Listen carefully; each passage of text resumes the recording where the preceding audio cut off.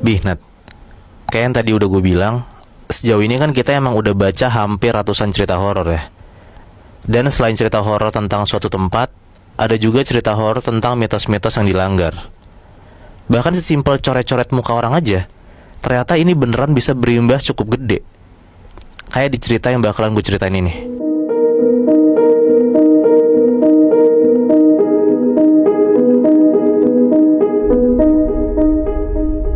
Lo pernah denger Bi, Nat, tentang orang yang iseng suka coret-coret muka temennya yang lagi tidur.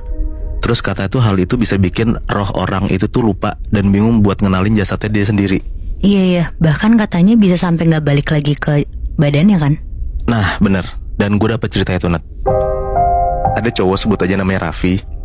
Dan kejadiannya terjadi waktu pas Raffi itu SMK kelas 2 di tahun 2005.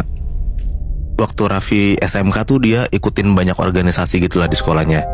Sampai-sampai Raffi sama teman-temannya tuh sering banget nginep di sekolah. Padahal ada juga momen dimana lagi gak ada kegiatan tapi mereka suka nginep bareng gitu. Nah 5 hari dalam seminggu Raffi tuh selalu nginep bareng sama teman-temannya di sanggar pramuka sekolah mereka. Nah ada satu malam pas mereka nginep itu, mereka tuh jadi kayak suka usil-usilin satu sama lain gitu lah pas temen lagi pada tidur.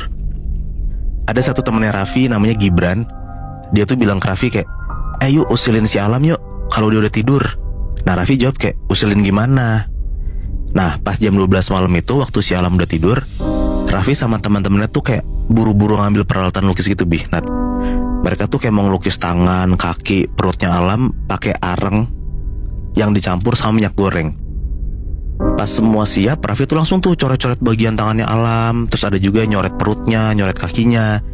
Nah terus ada satu temannya Raffi tuh ngomong, yuk coret-coretin mukanya Alam aja yuk.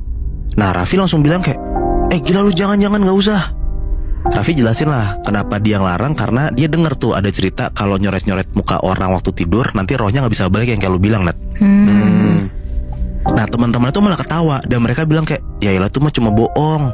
Dulu gue juga pernah nyoret-nyoret muka adek gue baik-baik aja. Nah karena Raffi mikir kayak mager juga nih debat, akhirnya Raffi tuh terserahin tingkah teman-temannya lah.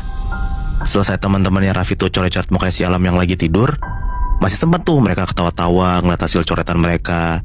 Udah saking ketawa, pas udah ketawa-tawa bercanda-canda, akhirnya beres itu mereka coba buat tidur lah. Nah singkat cerita, pagi nih jam 5 alarm Raffi tuh bunyi. Raffi tuh langsung ngebangunin anak-anak buat mandi, siap-siap cari sarapan sebelum masuk sekolah. Oke. Udah tuh Raffi mandi. Setelah Raffi mandi, balik ke sanggar pramuka itu, gantian teman-temannya mandi. Dan Raffi tuh ngeliat kalau si Alam tuh masih tidur nyenyak. Dibangunin sama Raffi juga diem aja.